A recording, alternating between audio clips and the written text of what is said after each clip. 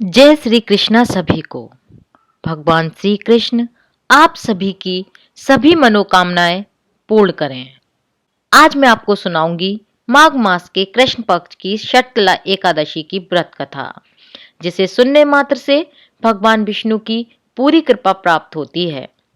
भगवान श्री कृष्ण के श्री मुख से एकादशियों का महात्म सुनकर श्रद्धा पूर्वक उन्हें प्रणाम करके अर्जुन ने कहा, हे केशव, आपके श्री मुख से सभी एकादशियों की कथा सुनकर मुझे असीम आनंद की प्राप्ति हुई है।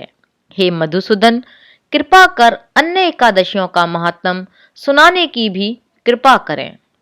अर्जुन के ऐसे वचन सुनकर भगवान श्री कृष्ण ने कहा, हे अर्जुन, अब मैं आपको माघ मास के कृष्ण पक्ष की शतला एकादशी की व्रत कथा सुनाता हूँ, जिसे आप ध्यान पूर्वक सुनो। एक बार दालभ्य ऋषि ने पुलस्त्य ऋषि से पूछा, हे ऋषि श्रेष्ठ, मनुष्य मृत्युलोक में ब्रह्म हत्या आदि महापाप करते हैं और दूसरे की उन्नति देखकर ईर्ष्या करते हैं। ऐसे महान पाप मनुष्य क्रोध, ईर्ष्या, आवेग और मूर्खतावश करते हैं और बाद में शोक करते हैं कि हाय, यह हमने क्या किया। हे महामुनि, ऐसे मनुष्य को नरक से बचाने का क्या उपाय है? कोई ऐसा उपाय बताने की कृपा करें जिससे ऐसे मनुष्यों को नरक जाने से बचाया जा सके, अर्थात उन्हें नरक की प्राप्ति ना हो। ऐसा कौन सा दान पुण्य है जिसके प्रभाव से नरक की यातना से बचा जा सकता है? इन सभी प्रश्नों का हल आप कृपा पूर्वक बताइए। दालभ्य ऋषि की बात सुनकर पुलस्त्य ऋषि ने कहा, हे मुनि श्रेष्ठ, आपने मुझसे अत्यंत गूढ़ प्रश्न पूछा है। इससे संसार में मनुष्यों का बहुत लाभ होगा। जिस रहस्य को इंद्र आदि देवता भी नहीं जानते, वह रहस्य मैं आपको अवश्य ही बताऊंगा। माघ मास आने पर मनुष्य को स्नान आदि से शुद्ध रहना चाहिए और इंद्रियों को वश में करके तथा काम, क्रोध, लोभ, मोह, ईर्ष्या या अहंकार आदि से सर्वथा बचना चाहिए। पुष्य नक्षत्र में गोबर, कपास, तिल मिलाकर उपले बनाने चाहिए। उन उपलों से 108 बार हवन करना चाहिए। जिस दिन मूल नक्षत्र और एकादशी तिथि हो, तब अच्छे पुण्य देने वाले नियमों को ग्रहण करना चाहिए। स्नान आदि नित्य कर्म से निवृत्त होकर देवों के देव भगवान श्री हरि का पूजन व कीर्तन करना चाहिए। एकादशी के दिन उपवास करें और रात्रि को जागरण करें और हवन करें। उसके दूसरे दिन धूप, दीप, नैवेद्य से भगवान श्री हरि की पूजा अर्चना करें तथा खिचड़ी का भोग लगाएं।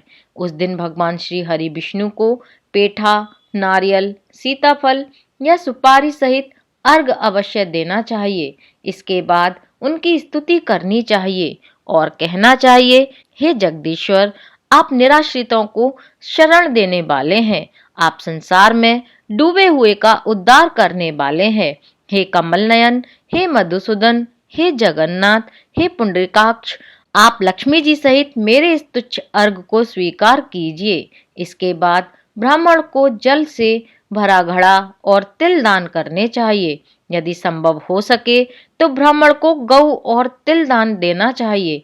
इस प्रकार मनुष्य जितने तिलों का दान करता है, वह उतने ही हजारों वर्ष स्वर्ग में वास करता है। और ये 6 काम एकादशी के दिन अवश्य करने चाहिए। इसी कारण ये एकादशी शतला एकादशी कहलाती है। आइए मैं आपको बताती हूँ कि वो कौन से 6 काम हैं जो शतला एकादशी के दिन करने चाहिए। नंबर 1, तिल से स्नान। नंबर 2, तिल का उपटन। नंबर 3, तिल का तिलक। नंबर 4, तिल का हवन। नंबर 5, तिल का भोजन। नंबर 6, तिल का दान। इस प्रकार 6 रूपों में तिलों का प्रयोग शतला कहलाती है। इससे अनेक प्रकार के पाप नष्ट हो जाते हैं। इतना कहकर पुलस्त्य ऋषि ने कहा, अब मैं एकादशी की कथा सुनाता हूँ। एक बार नारद मुनि ने भगवान श्री हरि से शतला एकादशी का महात्म पूछा। वे बोले, हे प्रभु, आप मेरा प्रणाम स्वीकार करें। शतला एकादशी के उपवास का क्या पुण्य है, उसकी क्या कथा है, कृपा करके मुझे बताइए। नारद जी के ऐसे वचन सुनकर भगवान श्री हरि बोले, हे नारद, मैं तुम्हें प्रत्यक्ष देखा सत्य वृत्तांत सुनाता हूँ, आप उसे ध्यान पूर्वक सुनो। बहुत पहले मृत्युलोक में एक ब्राह्मणी रहती थी। वह सदा व्रत व उपवास किया करती थी। एक बार वह 1 मास तक उपवास करती रही। इससे उसका शरीर बहुत ही कमजोर हो गया। वह अत्यंत बुद्धिमान थी, फिर भी उसने कभी भी देवताओं तथा ब्राह्मणों के निमित्त अन्न आदि का दान नहीं किया। मैंने चिंतन किया कि इस ब्राह्मणी ने उपवास आदि से अपना शरीर तो पवित्र कर लिया है तथा इसको वैकुंठ लोक भी प्राप्त हो जाएगा, किंतु इसने कभी भी अन्नदान नहीं किया है। अन्न के बिना जीव की तृप्ति होना बहुत ही दुर्लभ है। ऐसा चिंतन कर मैं मृत्युलोक में गया और उस ब्राह्मणी से अन्न की भिक्षा मांगने लगा। इस पर उस ब्राह्मणी ने कहा, हे योगी राज, आप यहाँ किस लिए पधारे हैं? मैंने कहा, मुझे भिक्षा चाहिए। इस पर उसने मुझे एक मिट्टी का पिंड दे दिया। मैं उस पिंड को लेकर स्वर्ग लौट आया और कुछ समय बीतने के बाद वह ब्राह्मणी शरीर त्याग कर स्वर्ग को आई।